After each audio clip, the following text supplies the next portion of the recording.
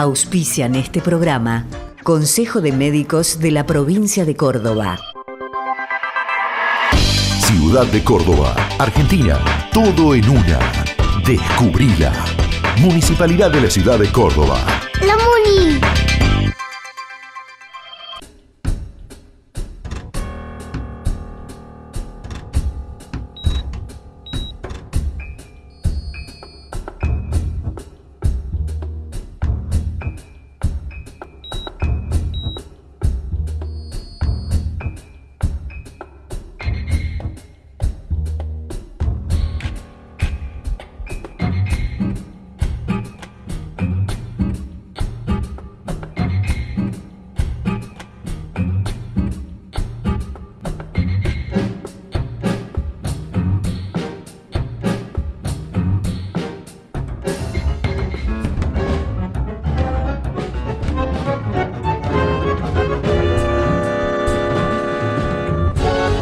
Un nuevo programa de Principio Activo Salud. Los saludamos, como siempre, con mucho gusto de que nos sigan acompañando. Y Marcos Ordóñez les va a presentar el inicio de nuestro programa. Sí, Ricardo. Hoy vamos a hablar de lo que es la rehabilitación neurológica, que ya hemos hablado de esto en otros programas, pero desde una perspectiva puramente neurológica. Hoy vamos a hablar del abordaje psicológico, de la salud mental de estas personas que han padecido un evento que ha dejado una secuela neurológica, como puede ser un accidente cerebrovascular o un traumatismo de cráneo, por ejemplo, ¿no? Que obviamente deja secuelas en el cuerpo y estas secuelas cambian las condiciones de vida y de existencia. No solo del paciente, sino de su entorno, ¿no? Entonces los psicólogos, los psiquiatras que trabajan, que vos vas a presentar, están acostumbrados a trabajar con el paciente que ha tenido la desgracia, pero con la gente que lo rodea, que convive esa desgracia, esa mala fortuna, y que hay que estar muy bien preparado para poder soportar un evento de esta naturaleza. Precisamente sobre eso vamos a hablar, no solamente del abordaje individual de la persona que ha padecido este evento neurológico, sino también algunas recomendaciones a la familia y cómo se debería abordar familiarmente, y esto del cuidado del cuidador, ¿no? Que es tan importante y que hoy en día se menciona tanto por el desgaste que muchas veces genera en la persona que cuida un paciente que tiene un problema o una enfermedad crónica. Exacto, entonces, ¿por qué no presentás a nuestros invitados, que seguramente le van a llegar muy bien a la gente, y a lo mejor alguno que está sufriendo este problema y que le puede servir de ayuda atento a semejante cuadro? Vamos a presentar al equipo de salud mental del Centro Vida Plena. En primera instancia va a hablar la doctora Alejandra Ocampo, que es psiquiatra. También vamos a hablar con la licenciada Consuelo Fontán, que es psicóloga y que también ha hecho una especialidad en neuropsicología. Y la licenciada Nair Nazar, psicóloga también, que nos va a hablar de todas estas temáticas que hablamos con el doctor Rizzi. Muy bien, adelante entonces. El Departamento de Salud Mental se ocupa de, concretamente, evaluar el estado psicológico y psiquiátrico de los pacientes que ingresan, a los fines de determinar si hay necesidad de intervención farmacológica, si hay necesidad de intervención psicológica o neuropsicológica, porque el departamento está constituido por psicólogos, neuropsicólogos y psiquiatras. Todo lo que hace una persona lo hace con el cerebro. Y determinar cuál es el daño cerebral y cuáles son las posibilidades de acción para mejorar todo lo que tenga que ver con este cerebro va a permitir que el paciente camine, porque no camino con las piernas, camino con la cabeza. No me muevo con las piernas, me muevo con la cabeza, hablo con la cabeza. Necesito un cerebro funcionando y funcionando más o menos bien para que todas las funciones vitales puedan ser sostenidas. El primer objetivo que nos proponemos es que se adapte el paciente a la institución, que pueda seguir las normas médicas y las pautas institucionales. Y empezamos con sesiones individuales y después la entrevista familiar. Hoy por hoy se le da mucha importancia porque se ha comprobado que la cabeza maneja nuestro cuerpo, ¿sí? Y la conexión mente-cuerpo es fundamental para poder llevar a cabo, en este caso, un tratamiento de rehabilitación. Un paciente que tiene pensamientos positivos, al que se le brinda un espacio de contención, de acompañamiento, donde tiene un espacio de descarga de emociones, de catarsis, como le decimos los psicólogos, permite que él también pueda tener una esperanza dentro de su recuperación. Y como nosotros le decimos, no volvemos a hacer los de antes, pero buscamos esa similitud que le permita funcionalidad en su vida. Buscamos calidad de vida y buscamos hacer hincapié, más que en los déficits, en las capacidades que él tiene. Mostrarle que tiene estrategias para afrontar esta situación. Nadie está exento de que pueda sufrir una patología, como tenemos en la institución y ya se ha hablado, en patologías neurodegenerativas, traumatismos de cráneo, accidentes.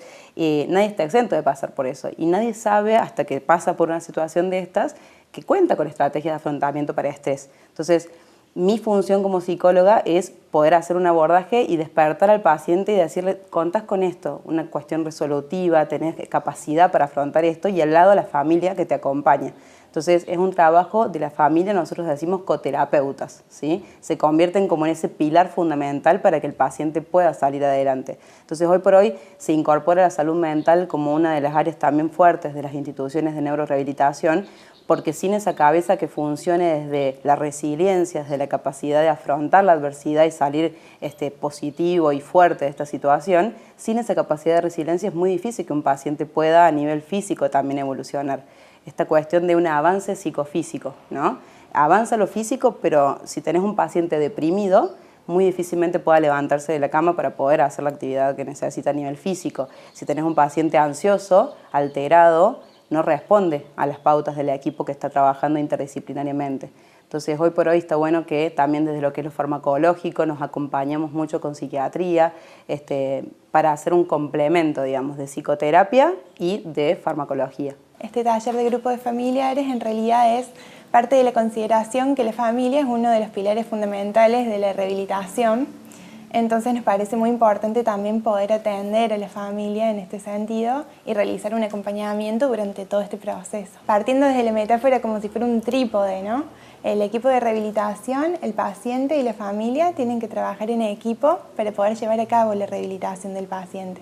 Y en este sentido es importante atender y apoyar a la familia, tanto para que participen activamente y que puedan colaborar con el proceso de rehabilitación, como para su proceso personal, que también están transcurriendo unas vivencias de duelo por este familiar que ya no es el mismo, y una adaptación a un proceso nuevo, que de repente se encuentran con una persona que requiere cuidados diferentes en una situación totalmente distinta. Entonces este apoyo también resulta muy importante. Unión de Educadores de la Provincia de Córdoba. Consejo de Médicos de la Provincia de Córdoba.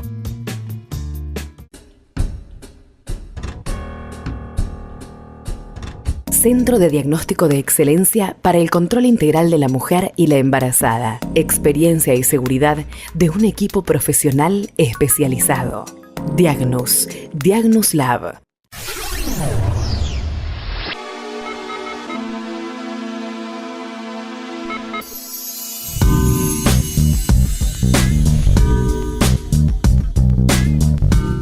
Este 8 de marzo vamos a estar con nuestras organizaciones, con todas las compañeras y con todos los compañeros, adhiriendo al paro internacional de mujeres. Hoy más que nunca y en estos momentos tan difíciles de la historia nacional, no tenemos más que agradecer a las mujeres la valentía que han tenido para sortear aquello que aparecía como que no era posible dar vuelta la página de la historia.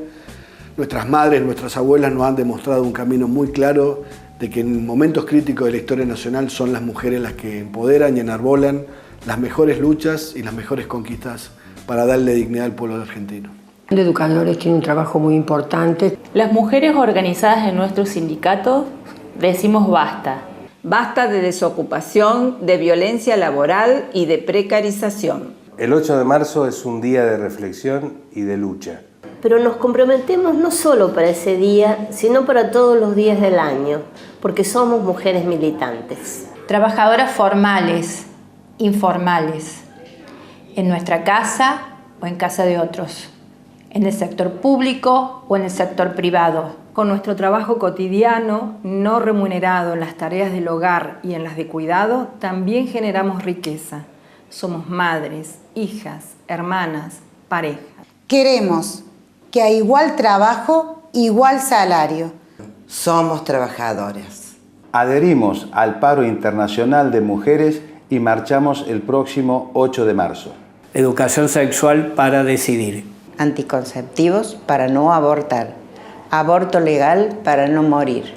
Porque desde nuestro sindicato trabajamos cotidianamente para construir la igualdad.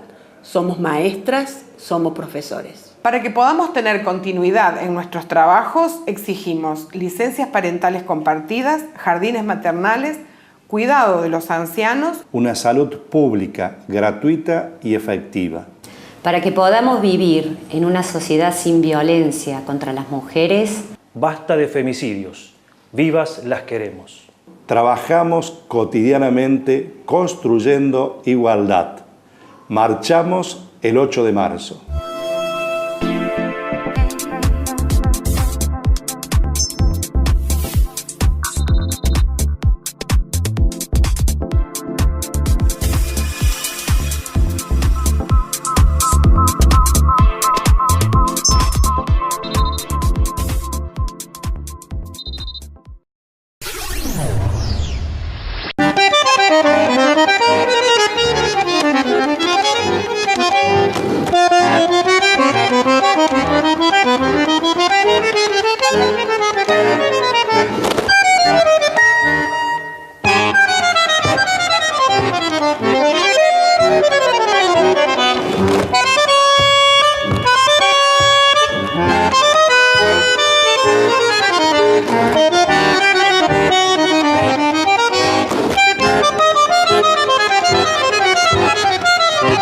Uno de los primeros médicos argentinos más recordados es el doctor Ricardo Gutiérrez, cuyo nombre lleva el Hospital de Niños de la Ciudad de Buenos Aires, que fue el hospital de niños más importante hasta que apareció el Garrahan, que es administrado por 3 organizaciones: la Nación, la Provincia de Buenos Aires y la Municipalidad de Buenos Aires.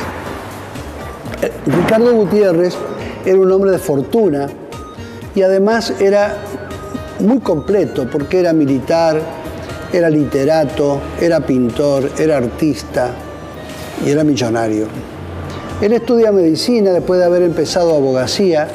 Él nace en 1836, participó como médico en la pésima historia que tenemos los argentinos, que es la guerra de la Triple Alianza, que José María Rosa transformó en la guerra de la Triple Infamia, cuando nosotros los argentinos con los uruguayos y los brasileños destruimos el país más moderno de América Latina, que era Paraguay. Pero él fue el médico que intervino en esa guerra. Pero era un gran benefactor y un gran estudioso, y él trabajó mucho en las enfermedades de los niños y con su propia plata creó el Hospital de Niños que hoy lleva su nombre. Y estuvo 20 años de director de ese hospital gratis, en forma honoraria.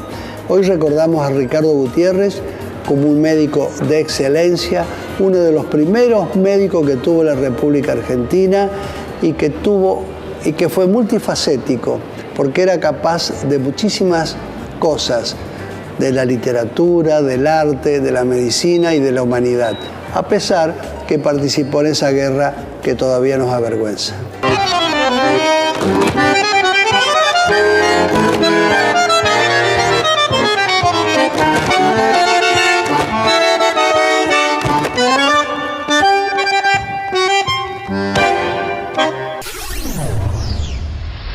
Unión de Educadores de la Provincia de Córdoba.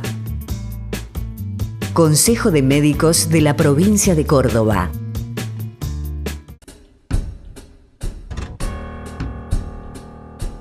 Últimos avances en el diagnóstico prenatal, diagnóstico por imágenes, laboratorio, biología molecular, genética, endocrinología y otras especialidades médicas. Experiencia y seguridad de un equipo profesional especializado. Diagnus Lab.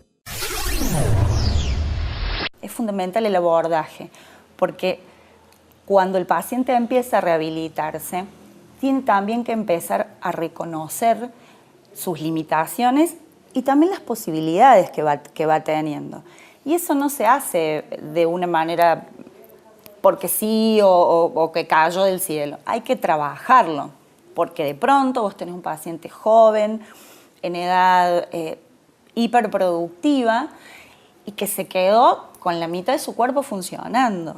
Entonces, wow, ese paciente a lo mejor va a seguir funcionando, pero va a tener una limitación que antes no tenía y que fue de golpe, no fue sucediendo de a poco. Por ejemplo, en el caso de una ACV, en el caso de un traumatismo de cráneo, en el caso de una lesión medular, son personas que de pronto venía transcurriendo su vida normalmente y se produce un corte abrupto, una ruptura, un quiebre.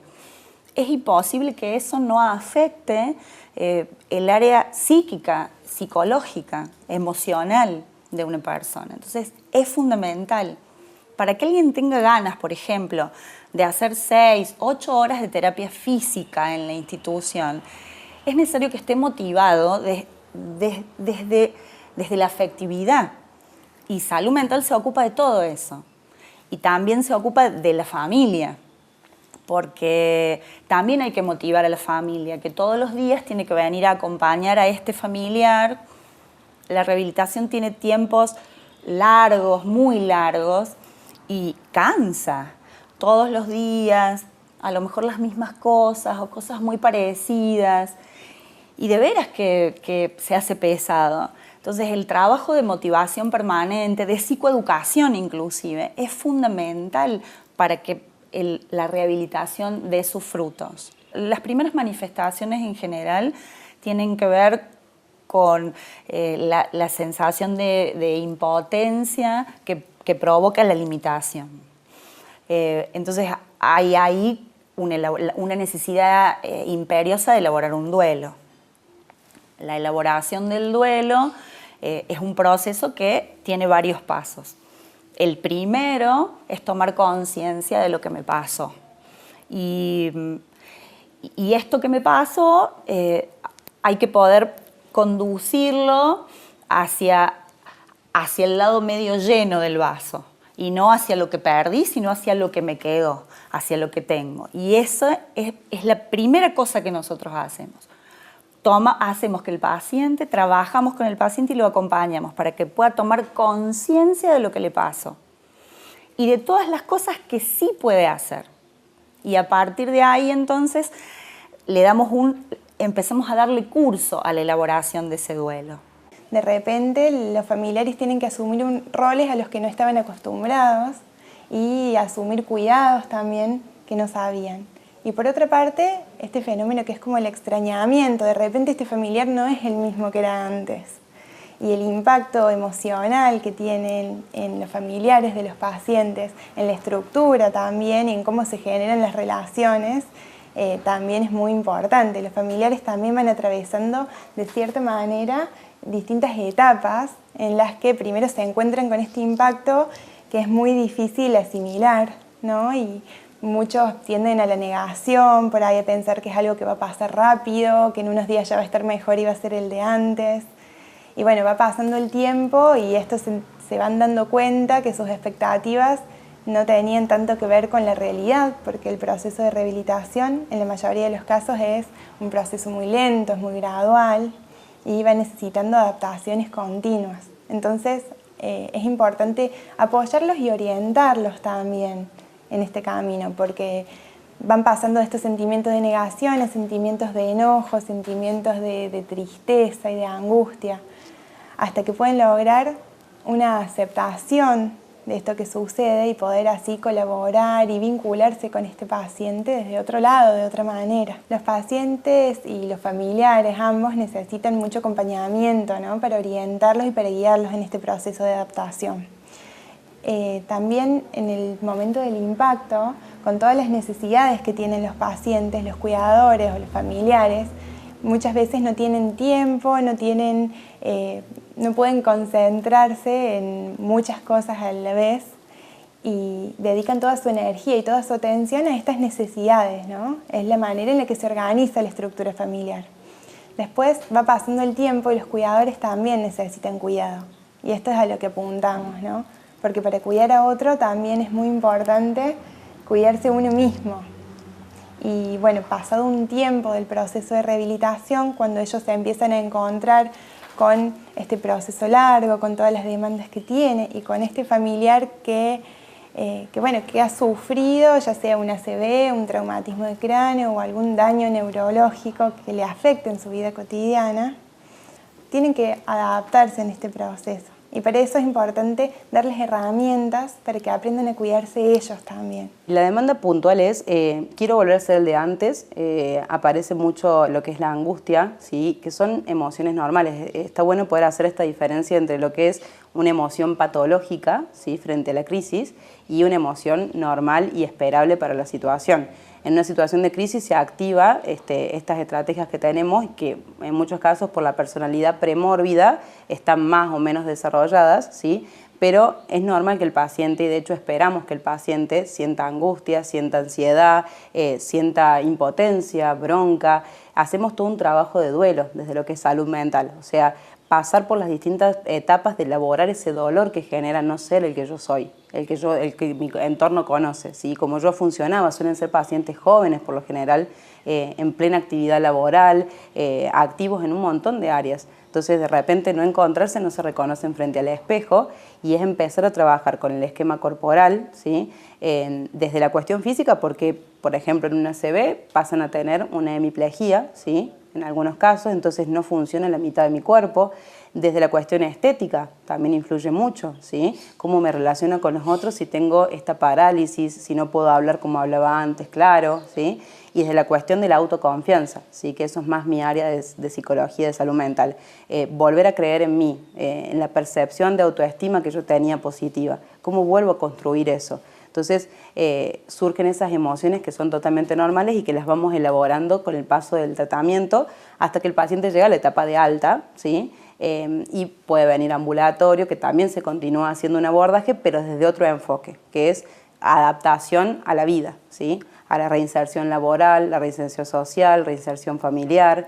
Entonces, la demanda más que nada es esto, ¿no? Angustia, depresión, reconocer y hacer diagnósticos diferenciales de cuándo es angustia normal y cuándo es depresión, cuándo es ansiedad positiva, motivadora, y cuándo es ansiedad patológica, ¿sí?, paralizante.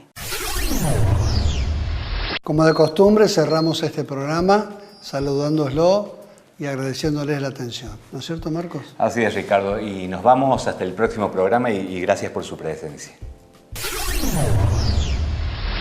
Unión de Educadores de la Provincia de Córdoba.